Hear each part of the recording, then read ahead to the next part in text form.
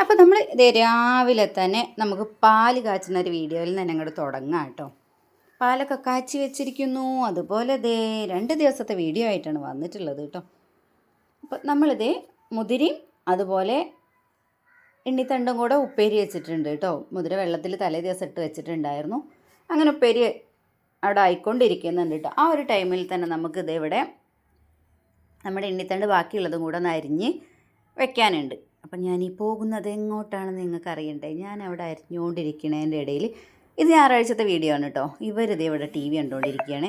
അപ്പം ഞാൻ മനുവിനും അപ്പൂസിനും കൂടെ ഒരു പണി കൊടുത്തതാണ് ഇത് കേട്ടോ. അപ്പോൾ ഇതിലുള്ള ഈ നാരുണ്ടല്ലോ, നമ്മളിങ്ങനെ കഷ്ണം കഷ്ണം ആക്കി വെച്ചതിന് ശേഷമുള്ള നാര്, ആ നാര് കളയാൻ വേണ്ടിയിട്ട് മനുവിനെയും അപ്പൂസിനെയും ഏർപ്പാടാക്കിയതാണ്. അപ്പോൾ അവരിതിവിടെ ടി വി കണ്ടുകൊണ്ട് അതങ്ങനെ നന്നാക്കുന്നുണ്ട് കേട്ടോ. പിന്നെ ദേ ഇവിടെ ഞാൻ എങ്ങോട്ടാണ് പോണത് നിങ്ങൾക്ക് അറിയണ്ടേ. നമ്മളിത് എപ്പോഴും വാഷിംഗ് മെഷീനിലിട്ട് അലക്കിക്കൊണ്ടിരിക്കുകയാണ് കേട്ടോ. അപ്പോൾ മനുവിൻ്റെ യൂണിഫോമും കാര്യങ്ങളൊക്കെ ഞാൻ അല്ലാതെ തന്നെ അലക്കാറുണ്ട്, വാഷിംഗ് മെഷീനിൽ ഇടാറുണ്ട്, എന്നാലും അല്ലാതെ അലക്കിയെടുക്കും കേട്ടോ. അപ്പോൾ അത് അലക്കി അങ്ങോട്ട് എടുത്തിട്ട് മാറ്റി വെച്ചു.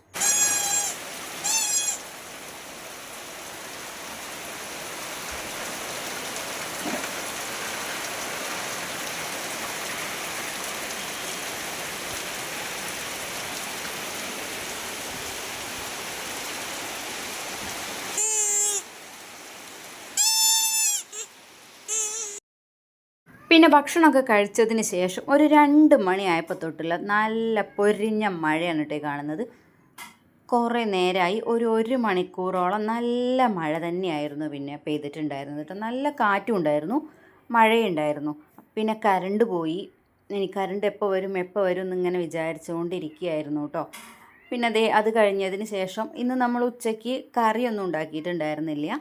ആ ഉപ്പേരിയും അതുപോലെ പപ്പടമൊക്കെ കൂട്ടിയിട്ടാണ് നമ്മൾ ഉച്ചയ്ക്ക് ചോറ് കൊണ്ടിട്ടുണ്ടായിരുന്നത് കേട്ടോ.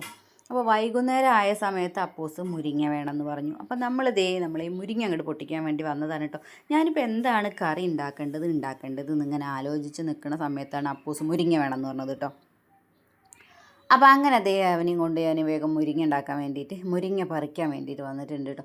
അപ്പോൾ തന്നെ നമ്മളിത് മാക്സിമം നമ്മൾ ആ ഒരു പറിക്കുന്ന ടൈമിൽ തന്നെ കഴിയുന്നതും നോക്കിയിട്ടാണ് പറിച്ചെടുക്കുക, എന്നിട്ടേ അകത്തേക്ക് കൊണ്ടുവരാറുള്ളൂ കേട്ടോ. അപ്പോൾ ആ ഒരു ടൈമിൽ വീഡിയോ എടുത്ത് തരുന്ന ആൾ മനു ആണ്. ഇപ്പോൾ കറണ്ട് പോയതുകൊണ്ട് ഇപ്പോൾ TV ഓഫ് ആയതാണ് കേട്ടോ. അപ്പോൾ അങ്ങനെ അവന് എന്നോട് ഇങ്ങനെ അവൻ്റെ ക്ലാസ്സിലത്തെ കാര്യങ്ങളും ഓരോ കാര്യങ്ങളൊക്കെ ഇങ്ങനെ സംസാരിച്ചുകൊണ്ടിരിക്കുന്ന ഒരു ടൈമാണ് കേട്ടോ. അപ്പോൾ അങ്ങനത്തെ കാര്യങ്ങളൊക്കെ ആയതുകൊണ്ട് തന്നെ ഇതിപ്പോൾ അങ്ങോട്ട് നമുക്ക് ഈ ആ ഒരു വോയിസ് നമുക്ക് കൊടുക്കാനും വയ്യല്ലോ എന്നൊക്കെ വിചാരിച്ചിട്ടാണ് കേട്ടോ. അട്ടഹസിക്കുന്ന വോയിസുകളൊക്കെ ഉണ്ടാകും കേട്ടോ, ചിരിക്കുന്നതൊക്കെ. അപ്പോൾ അതുകൊണ്ടാണ് ആ വോയിസ് ഒന്നും കൊടുക്കാത്തത്. അപ്പോൾ നമ്മൾ വൈകുന്നേരത്തേക്ക് ആവശ്യമായിട്ടുള്ള മുരിങ്ങയും കൂടെയൊക്കെ ഒന്ന് പറിച്ച് കൊണ്ടുവന്നിട്ടുണ്ട് കേട്ടോ. അപ്പോൾ ഈ ഒരു മരത്തിലാണ് അന്ന് പുഴു ഉണ്ടായിരുന്നത്. അതുകൊണ്ട് പറിക്കുന്ന സമയത്ത് നമ്മൾ നോക്കിയും കണ്ടൊക്കെ പറിച്ചിട്ടില്ല എന്നുണ്ടെങ്കിൽ നമുക്ക് പണി കിട്ടും കേട്ടോ. അപ്പോൾ അങ്ങനെ നമ്മൾ മുരിങ്ങയൊക്കെ പറിച്ച് ഇങ്ങനെ വരികയാണേ. അപ്പൂസ് പിടിക്കാൻ ആളുണ്ട് കേട്ടോ കൂടെ. ഇന്ന് ഞായറാഴ്ചയല്ലേ, ആളൊക്കെ ഉണ്ട് കൂടെ.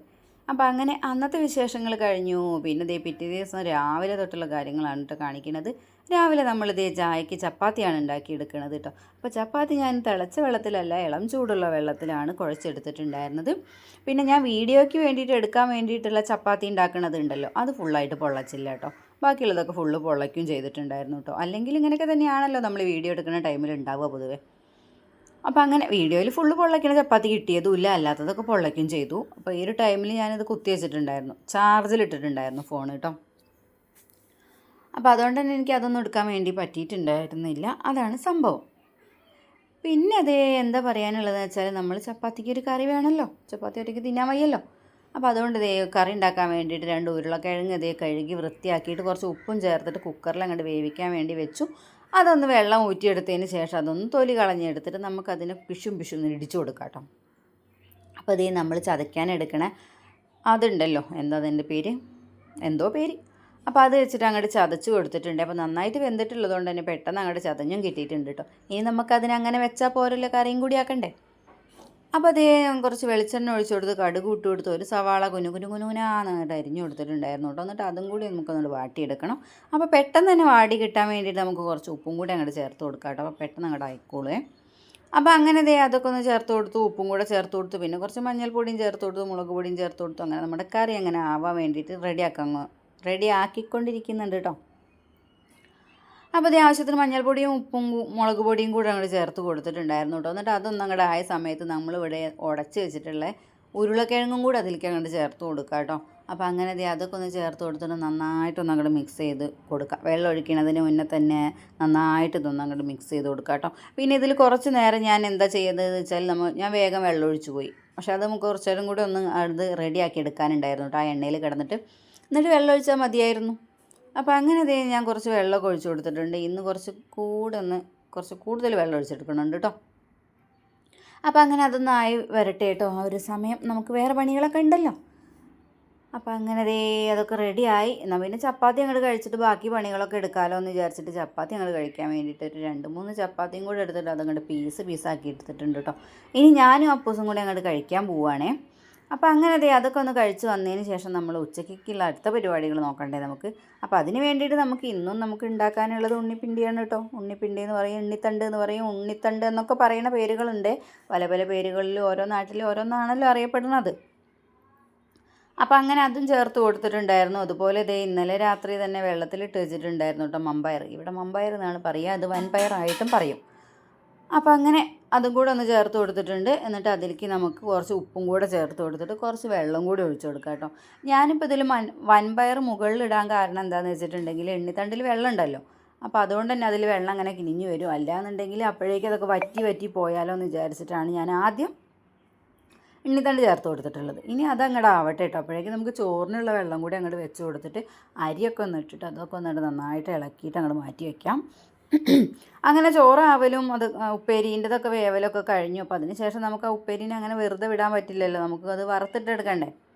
അപ്പോൾ അതിന് വേണ്ടിയിട്ട് തന്നെ കുറച്ച് കൂടുതൽ അങ്ങോട്ട് എണ്ണ ഒഴിച്ച് കൊടുത്തിട്ടുണ്ടായിരുന്നു. എന്നിട്ട് അതിലേക്ക് കടുക് പൊട്ടിച്ചെടുത്തു. അതുപോലെ തന്നെ 2 വറ്റൽമുളകും കൂടെ അങ്ങോട്ട് പൊട്ടിച്ച് ചേർത്ത് കൊടുത്തിട്ടുണ്ട് കേട്ടോ. വറ്റൽമുളക് ഞാൻ ആദ്യം വറുത്ത് വെച്ചിട്ടുണ്ടായിരുന്നു. ഇല്ലയെന്നുണ്ടെങ്കിൽ പൂപ്പൽ കയറുന്നുണ്ട് എന്നുള്ളത് ഞാൻ പറഞ്ഞിട്ടുണ്ടായിരുന്നു കേട്ടോ. ഒരു ദിവസം എനിക്ക് അബദ്ധം പറ്റി. അതിൽ പക്ഷേ ഒരു 5-6 മുളക് ഉള്ളത് കൊണ്ട് ഞാൻ രക്ഷപ്പെട്ടു കേട്ടോ. ഇല്ലയെന്നുണ്ടെങ്കിൽ പണി കിട്ടിയേനെ.